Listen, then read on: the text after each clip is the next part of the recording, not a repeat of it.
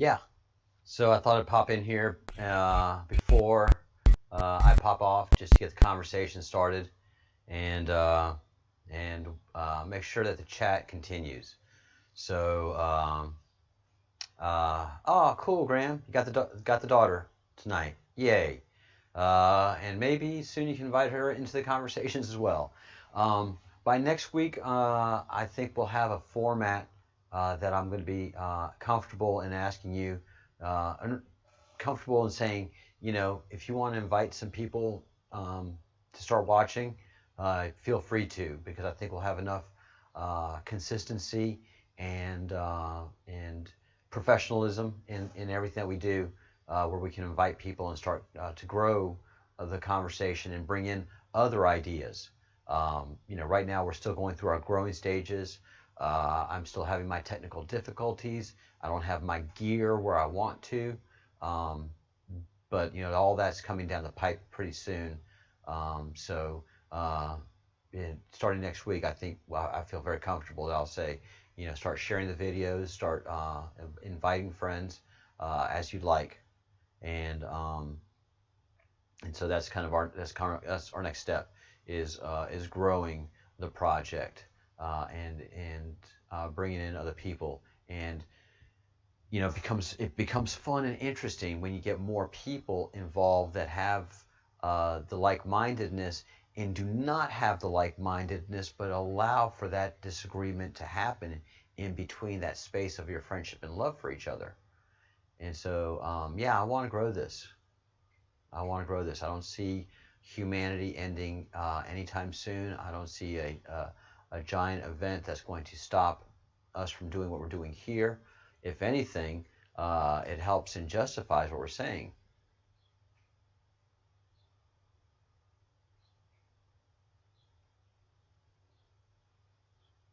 Yeah, that's what I'm starting to look at. A water-cooled tower.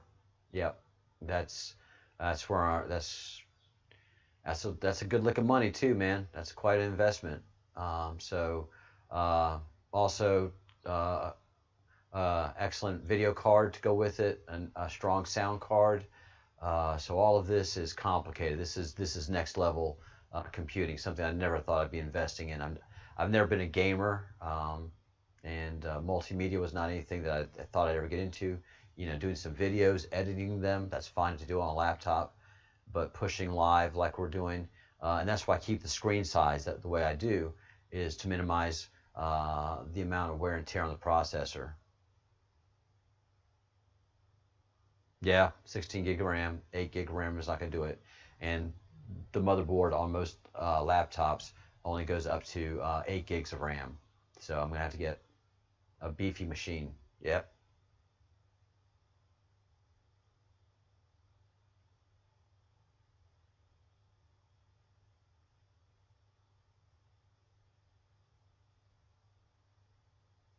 Wait, there are more than black and white cows?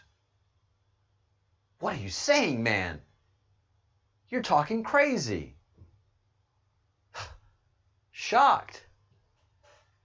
One of my favorite stories.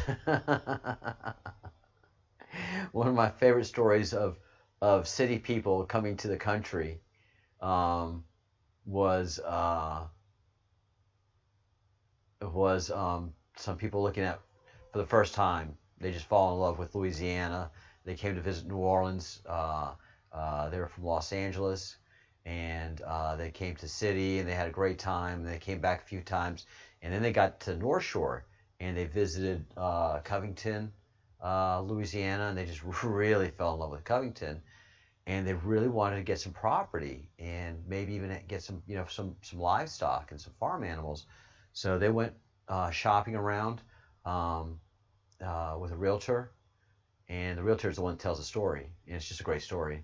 and they were looking at a farm, a small farm, about 30 head of cattle, and they were looking at the cows and all of that was going on in the fields, and the price of the farm included the cattle, and then the wife asks, does the farm price include the birds? What birds, ma'am? Those big white birds, and they were egrets, and egrets are very common, and they're pretty tall white birds. They're beautiful birds, but they're very common whenever you have cows because they have a kind of whatever goes with cow poop. Egrets are always there, catching flies, bugs, or what have you. So egrets are always very close to the cow community. And bless her heart, a great Southern term, the wife thought the egrets were captive birds, just like ostriches or chickens or what have you. So she thought those were birds that she would have to care for, look out after, and the realtor thought it was funny afterwards, but thought it an honest question immediately, and said no, those they're regular birds that come and go just like geese. You'll have geese come off the farm during the geese season, and then they'll go. But afterwards, of course, any good country person just makes a funny story out of a common question, never belittling anybody. That's one of the most important things about Southern humor. They'll make fun of you, and you'll enjoy them making fun of you. That's one of the biggest things I always wanted. That I always enjoyed in country when I was living in Southeast Louisiana, was I always wanted to be the object of the joke. I never wanted to be the butt of a joke, but I always liked it when I was the object of a joke. Oh Lord, and here comes Charles. Here he comes with and it just makes you feel good when somebody is laughing with you and not laughing at you. When you're part of the sitcom, and so you always enjoy that in the South, and so it never was that the ignorance of the person of Los Angeles. It was the charming beauty of the innocent question. No one ever said, "Oh, those dumbasses from Los Angeles." Everybody was like, "Just bless her heart." Oh, what a beautiful question. No, you can't be living in the country. God, country living is just the best. That's why I'm here in rural village. Country living is just honest. It's hard. You can't be a poser. So it's just good living. Anybody that's in the chat room right now, I'm not sure how many of us are in here. I think 7 of us are right now. Do hit the like button. Thank you for staying in here. It's a bad host of me to not begin the chat conversations.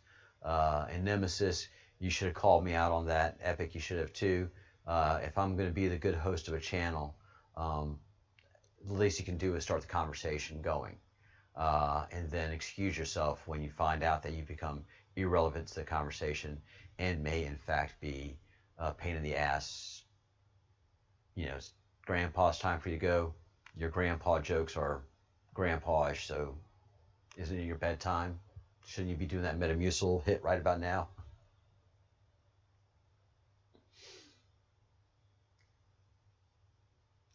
So yeah, the human journey is a long one, and that as a project is something that I'm going to continue to embrace and talk about. There's not going to be anything sudden that happens, and when it does happen, it's going to be something epic and large and in space, and that's what we have to prepare ourselves for. But our general way of life and who we are is going to be something that is long term, and we're not going to easily be pushed up into that fourth dimension and that fifth dimension, or that fourth density and that fifth density. We have to be ready for it, and that's why they talk about the harvest in the law in the law of one. It's not a bad harvest. It's just not all of us are ready to go up to that fourth and fifth density. I'm not. Very happy here in the third. I'm good. So this journey that we're on, that humanity is on, that the Creator's created for us, it's a long and involved one. and it doesn't have a quick ending. Is there a golden age? Yeah, it's coming. We all can see it. We all can feel it. But it's like any birth, any awakening, you know, it's a prolonged event, and there's going to be some pain involved. All right, guys. So that's all I have to say about that. Let us have a good evening and have fun with everything we do and say.